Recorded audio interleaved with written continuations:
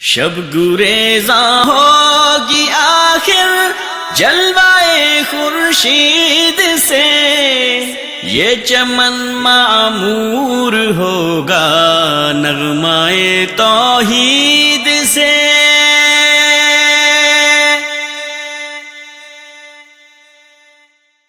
السلام علیکم ورحمۃ اللہ وبرکاتہ۔ ان الحمد للہ نحمده ونستعینه ونستغفره ونعوذ باللہ من شرور انفسنا ومن سیئات اعمالنا، من يهده الله فلا مضل له ومن يضلل فلا هادي له، اشهد ان لا اله الا الله وحده لا شريك له واشهد ان محمدا عبده ورسوله، اما بعد۔ خبر پرستوں کا عجیب معاملہ ہے کہ اللہ کی کتاب اور پیارے نبی صلی اللہ علیہ وسلم کی صحیح احادیث کو چھوڑ کر قصے اور کہانیاں، ضعیف یا من گھڑت روایات، ان کو سہارا بنا کر اپنی قبر پرستی کی دکان کو چمکاتے رہتے ہیں، اور ان کی کوشش یہی ہوتی ہے کہ ہر حال میں لوگوں کا تعلق ان قبروں سے جوڑیں، خالق و مالک سے توڑیں، اور ان کو یقین دلوائیں کہ ان کے مسائل کا حل قبر پہ حاضری، بزرگوں کی قبروں کا طواف، قبروں پہ سجدے، مزارات پہ عرس و میلے، یہاں آ کر ہی سارے مسئلے حل ہو سکتے ہیں۔ اور اس کے لیے چاہے انہیں من گھڑت روایات کا سہارا لینا پڑے، ضعیف روایات کا سہارا لینا پڑے، چونکہ یہ پہلے عقیدہ بنا چکے ہوتے ہیں، اور ڈوبتے کو تنکے کا سہارا، اس کی مصداق، جو بھی روایت مل جائے جس سے ان کا دھندا چلتا رہے تو فوراً اس کو مشہور کر دیتے ہیں۔ انہی مشہور روایات میں سے ایک مشہور قصہ یہ بھی ہے کہ مدینہ میں قحط سالی ہوئی، بارشیں برسنا رک گئیں، صحابہ سیدہ عائشہ صدیقہ سلام اللہ علیہا ان کے پاس حاضر ہوئے اور آ کر شکایت کی کہ مدینے میں بارش نہیں ہو رہی۔ تو آپ نے کہا اللہ کے نبی صلی اللہ علیہ وسلم کی قبر کی طرف دیکھو، قبر اور آسمان کے درمیان کوئی چھت نہ رہے، ایک روشن دان قبے میں کھول دو تو پھر بارش برسے گی۔ مشہور قصہ گو مولوی ثاقب رضا مصطفی وہ فرماتے ہیں آقا کریم علیہ السلام کے وسیلے سے تو دعا مانگی ہی جاتی ہے اور قبول ہی ہوتی ہے، لیکن حضور کے روضے کے صدقے سے دعا مانگی جائے رد وہ بھی نہیں ہوتی۔ سنن دارمی میں روایت ہے، لوگ حضرت عائشہ رضی اللہ تعالی عنہا کے پاس آئے اور آ کے ساری کہانی سنائی کہ قحط پڑ گیا ہوا ہے اور بارش نہیں ہو رہی، کیا کریں؟ تو حضرت عائشہ رضی اللہ تعالیٰ عنہ نے فرمایا طریقہ میں بتا دیتی ہوں، عمل تم کر لو، بارش ہو جائے گی۔ کہا کیا؟ کہا ایسے کرو کہ حضور علیہ السلام کی تربت انور جس حجرے میں ہے، یہ حجرہ عائشہ میں تھی، اجازت میں دے دیتی ہوں، چھت میں سوراخ کر دو یہاں تک کہ آسمان اور حضور کے روضے کے درمیان وہ پردہ نہ رہے۔ تو کہا دیکھنا کیسے بادل جھوم کے آتے ہیں۔ سنن دارمی کی روایت ہے، اور بھی لوگوں نے اس کو روایت کیا ہے۔ پھر کیا ہوا کہ جب لوگوں نے جو ہے وہ اس میں سراخ کر دیا تو اس قدر می برسا اور اس قدر سبزے اگے کہ جانور چربی سے موٹے ہو گئے، اور لگتا تھا کہیں چربی کی وجہ سے، موٹاپے کی وجہ سے پھٹ نہ جائیں۔ تو اس سال کا نام اہل عرب نے رکھا عام الفتق۔ عام الفتق کا معنی پھٹنے کا سال، یعنی ہر جانور اتنا پھولا ہوا تھا اور اتنا موٹا تھا کہ ہر بندہ کہتا تھا یہ جانور پھٹ نہ جائے کہیں، تو اس سال کا نام عربوں نے رکھ دیا عام الفتح، پھٹنے کا سال۔ یہ سال کب پیدا ہوا؟ جب حضور کے روضہ انور اور چھت کے درمیان سے وہ جگہ تھوڑی سی ہٹا دی گئی اور آسمان نے جب حضور کے روضے کا نظارہ کیا تو جھوم کے برسنے لگا۔ اب یہ قصہ جو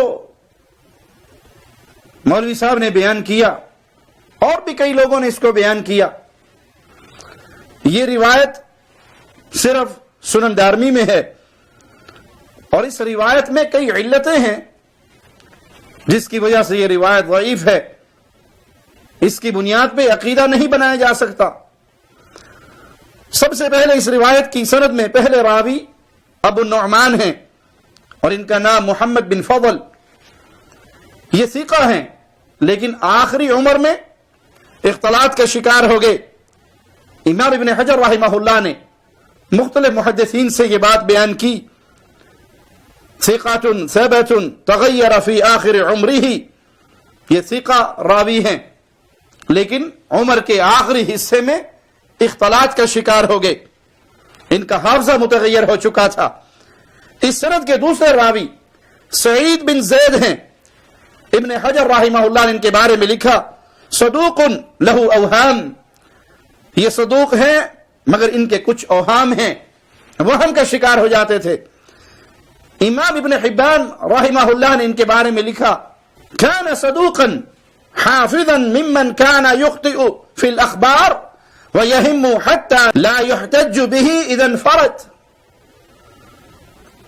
امام ابن حبان رحمہ اللہ فرماتے ہیں یہ صدوق اور حافظ راوی ہیں، ان راویوں میں سے جو روایات بیان کرتے ہوئے غلطی کرتے ہیں اور وہم کے شکار بھی ہو جاتے ہیں، اگر یہ کسی روایت میں اکیلے ہوں تو پھر وہ روایت قبول نہیں کی جائے گی، وہ روایت حجت نہیں ہوگی، اور اس قصے میں بھی یہ اکیلے ہیں، کسی دوسری سند سے یہ روایت نہیں ملتی۔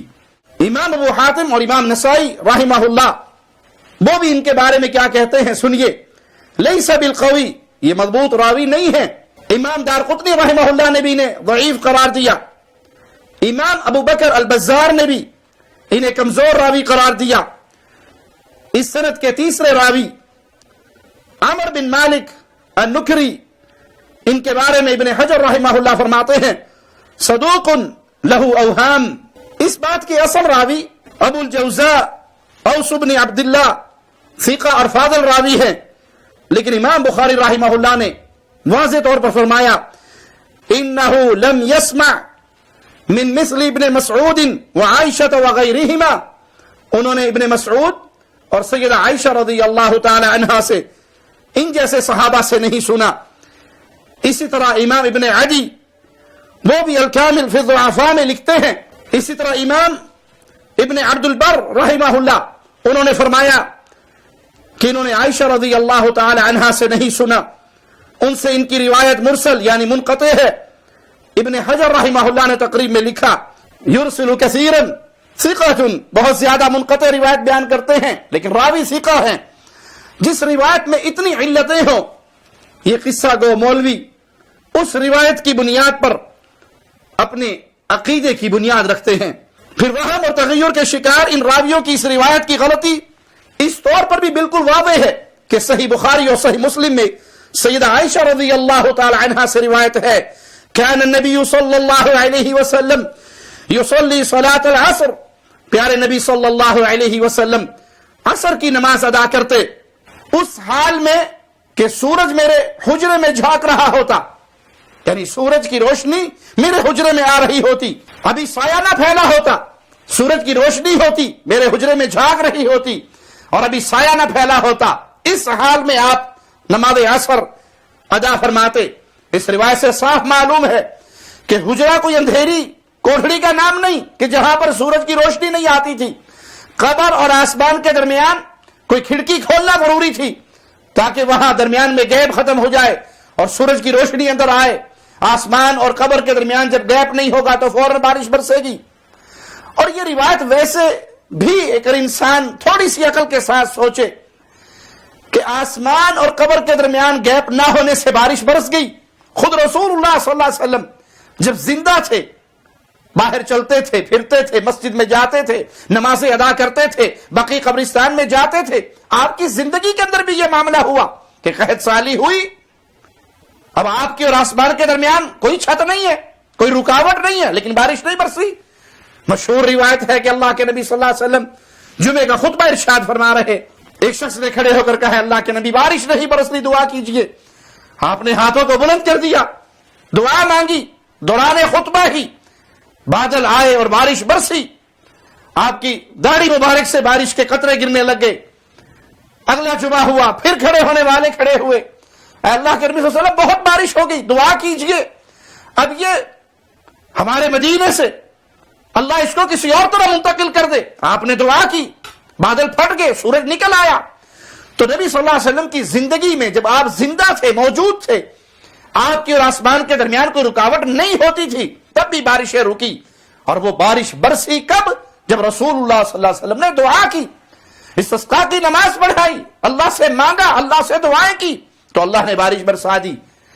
یہ روایتیں بیان کرنا اور لوگوں کا یہ عقیدہ بنانا کہ قبر پہ حاضری ہو، قبر پہ موجود ہو، قبر کی طرف رجوع کرے تبھی ہمارے مسائل حل ہوں گے، یہ اہل ایمان کا طرز عمل نہیں ہے.